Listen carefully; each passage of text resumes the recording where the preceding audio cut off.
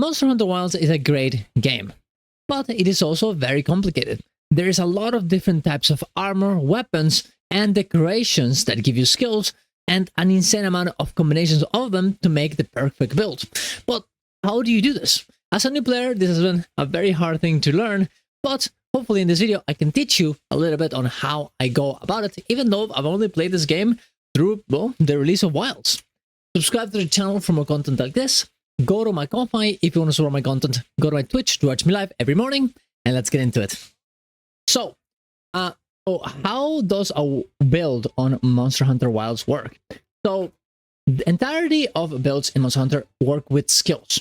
These little things on this side that you see right here that will essentially trigger whenever you do something. For example, Agitator triggers whenever you have a large monster becoming enraged, and it will give you a buff: attack +4 and affinity, which is crit chance, +3.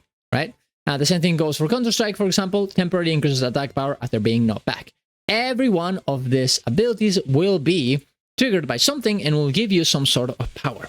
So what you want to do is, check the skills that go well for your type of damage, whether that's elemental, status effect, or raw, and get abilities that work well with your weapon, right? For example, Counter-Strike, for me, is great on longsword because I get knocked back a lot of times by evading attacks with EI. I get all the benefits from the knockback, while at the same time not getting knocked back. Right? Things like this are going to be super, super important for you to, check out, how to make damage, right? So yeah, combining these things together, your skills, to make it so your damage is the biggest it can be, while also having some situational things, for example, like quick sheath. In my case, for longsword, that makes my sheathing be faster, is going to be the way that you want to make your build work correctly, by just stacking them up to the maximum level they can be, while combining them with the pieces of armor that already give some of the skills to get advantage and getting as many skills as you can. So, there's a few things you're going to have to consider. The first one is going to be decorations. These little things that you have over here.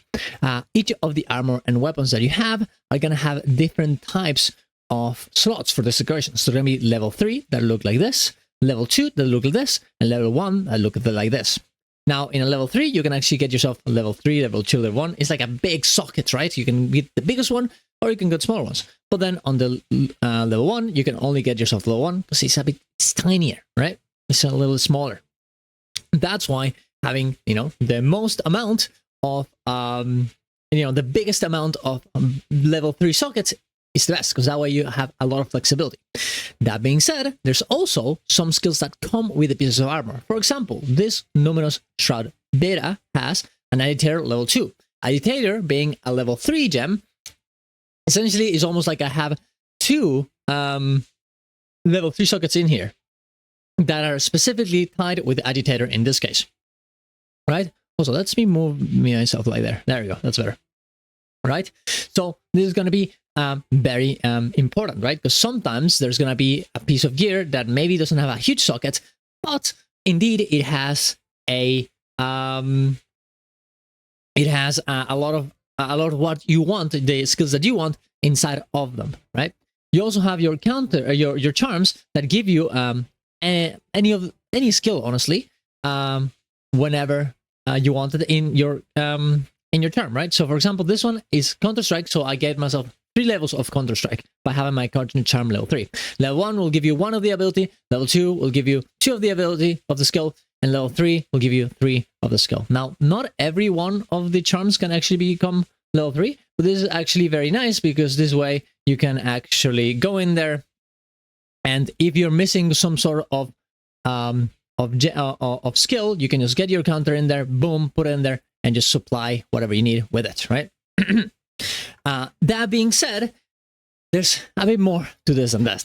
And this is going to be the biggest, most important part of making a build, of combining the armor with the decorations you have in order to get the skills that you want. Now, you can go in here in equipment info and move here to the side, and you're going to get yourself every one of the actual skills that you have. You can, of course, also press skill info and go in there and check what each of them do. And whenever you're actually hovering over the decorations, it'll give you an explanation in order for you to choose which type of thing you want. There's also gonna be set bonuses, which are also very interesting. Whenever you have a 2-piece of the same set, for example, in this case, 2 Rathalos, you're gonna get yourself a special ability. In this case, it's gonna be Rathalos Flare. And you can go check here what it does. And you can also check, for example, for Gore set, I also have that one, Gore Magala's Tyranny. And essentially, you know, every one of this piece of armor, whenever you pair them up with 2 pieces or 4 pieces, most of the time, it will give you some sort of buff. So is this going to be important for your build? Is it not? That's going to be your decision. But of course, it's something you should be considering. You also have your weapons. Your weapons obviously do have different types of decorations. They do have sockets, just like what we talked about before, but it's not going to be the same type of decorations that you would have in armor. For example, the critical jewel that I have here will not be something you can actually get yourself into armor, only on weapons. Now, this is going to be very important, your type of weapon and the type of decorations you have, because you're going to be deciding whether it's going to be a raw damage build, a status effect build, like paralysis, blast, and whatever, and of course an elemental build damage, like, well, the new weapon that we got with Xochitl, the what is the word called? How's this weapon called again? I forgot. Blasting Raffle, right? For example, right? From Longsword. So depending on this, your type of build will change. The type of decorations that you will use will change. The type of set bonuses you want will change. Now that we've gone through the actual basics of everything, let's go through what would be the steps of actually going in here and making a build. The first step is always going to be, in my opinion, to see what type of build you want. Is it going to be a paralysis, for example, build for dual blade?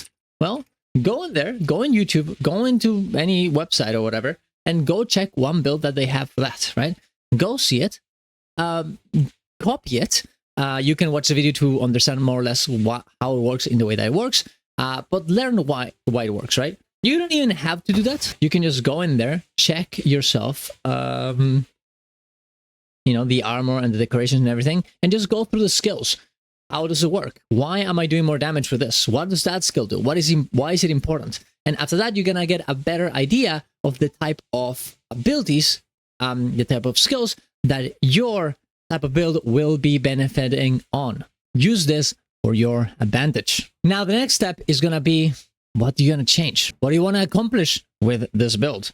Let's say that you have, for example, let's go for this build that I actually made myself from the Finks speedrunning build that we have right here on the side. I wanted to get a 2 Rathalos set on this build. I want to have essentially the same skills that they had, you know, continuously have Agitator because he was great for Xochitl, have Counter-Strike, Maximum Might, and Antivirus because it's imperative to have this on a build for Longsword, but I wanted to have the 2 set bonus from Rathalos at the same time. So that was my goal for this. How can I get the same skills but still having the 2 set from Gore Magala, while at the same time having all the skills, while at the same time making all of this work together? So what did I do?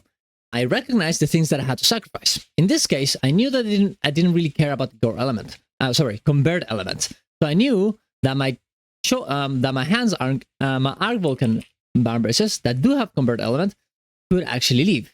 So I knew that this was one of the case. And I also knew that all the Gore Magala pieces could move around. It doesn't have to do the waist and the legs. It could be the waist and the helmet. So I had to mismatch them. But I didn't know where to start. So what I did is that I went to Gemma, and I went to check every one of the pieces from Gore Magala that could be useful. I went in here and I saw, okay, some of these pieces give me antivirus, which is something I need. So that is actually pretty good. And some of these pieces also have coalescence that is also very useful, because my set that I want 1 coalescence on the set. And they also have 3-tier slots for decorations. So this is absolutely great. There's a lot of combinations. And then I was like, okay, perfect. So now we also need to check what the Rathalos pieces are going to be, because we need 2 of them in the set. So which ones are going to be the best ones here? And then I was like, oh, by the way, there's Rathalos and Garden Rathalos, and both of them give me the set bonus. So I can go 1 Rathalos and 1 Garden Rathalos to get myself the set bonus. Okay, but that's too complicated. There's 4 types of helmets for each of these ones. So how do I even go through it? Well, I decided to check out which ones would it be the ones that I would be interested in. So normal Rathalos doesn't really give me anything that I'm interested in terms of that comes with the actual pieces. There's a evade window, adrenaline rush, not really something I'm interested in right now. So I was like, okay, let's go for something else then. What about Guardian Rathalos? Oh, this one has a weakness exploit. That's actually very, very useful for longsword. And the decoration slots are more or less the same. So then I decided, okay, we're gonna go for the Guardian pieces. But there's a lot of combinations here. So how do I calculate? How do I start even going through this? Well, what I did is I made myself a bit of a list. And what I did is that I assigned a number of value for each of these pieces. And how did I do this? Well, I checked the Guardian pieces, right? Each one. So for example, in this case, I went for Gore Helmet first. So Gore Helmet, in this case, has Coalescence, which is something that I am interested in, that I actually care. Evade Window, I don't really care, so I'm not going to value it. But Coalescence is something. So by Coalescence being a level 2 decoration, I know I'm going to put it 2 points for it. So it's going to be 2 points.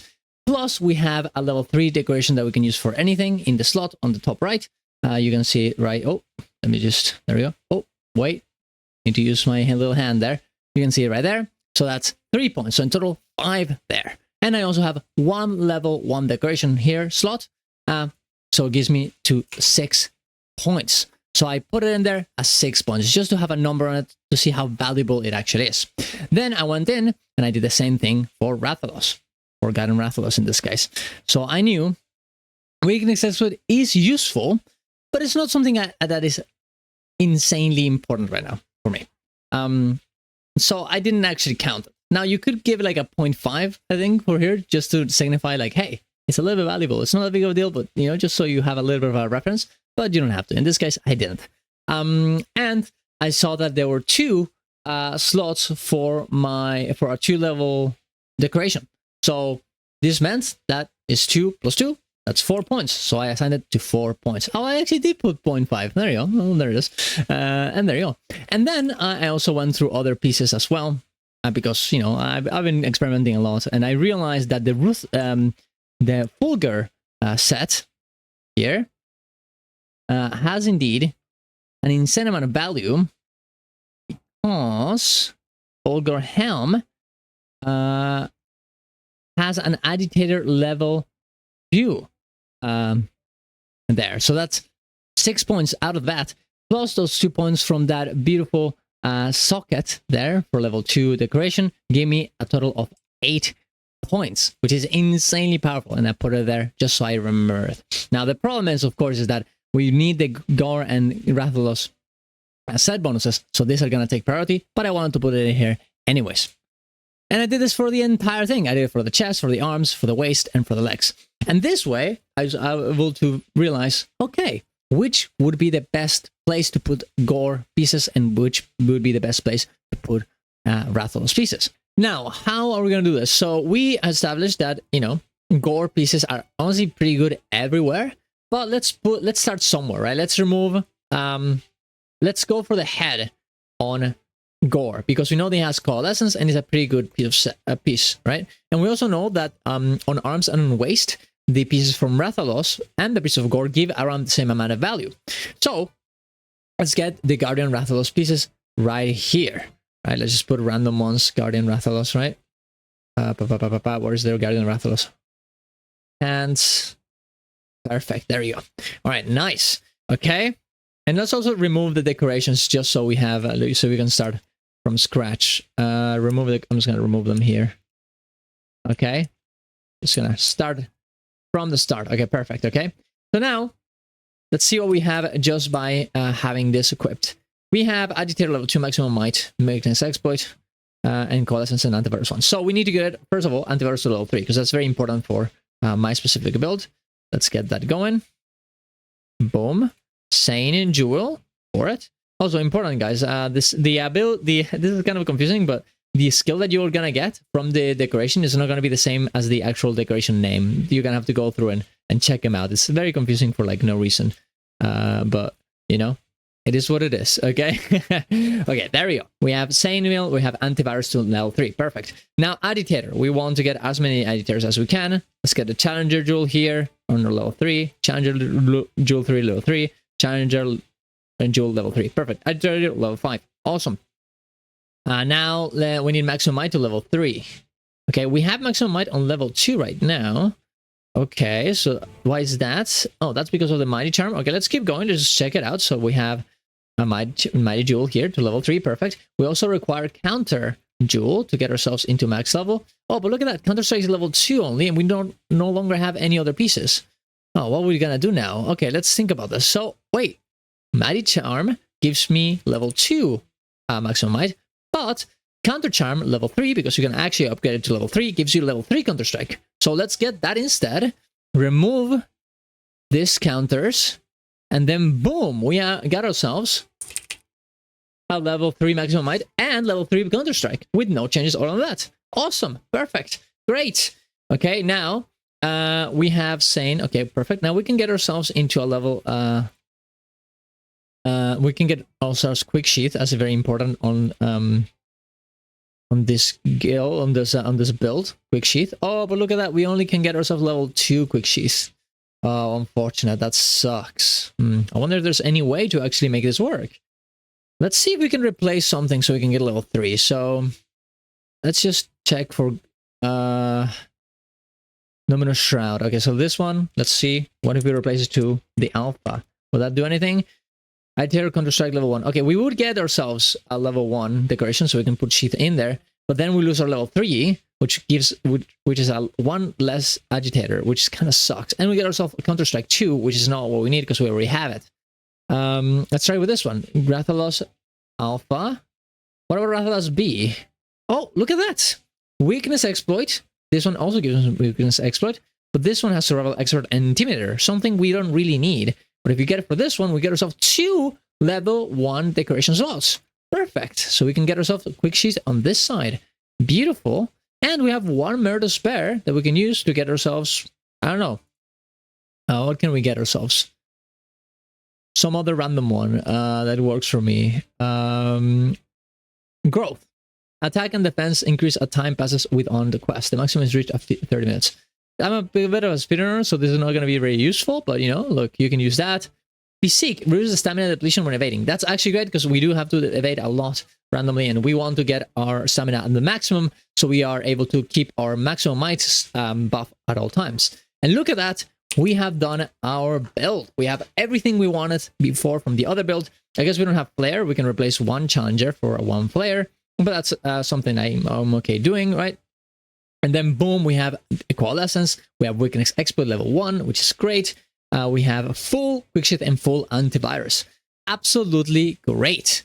And then we're done, right? We just made the build. And of course, for me, it's way easier because I've already made this build, right? I know how it works. But this is the way that I, experimented about everything and the way that I actually ended up making it.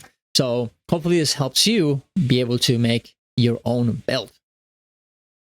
And yeah, there you go. That's the way that I do it. I think it's a good, step-by-step way of doing something that looks very complicated.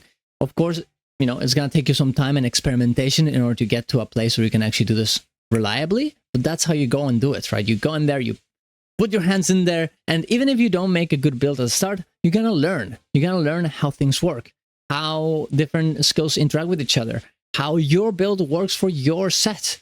And eventually that's going to be absolutely something that is going to make you a better player. So there you go.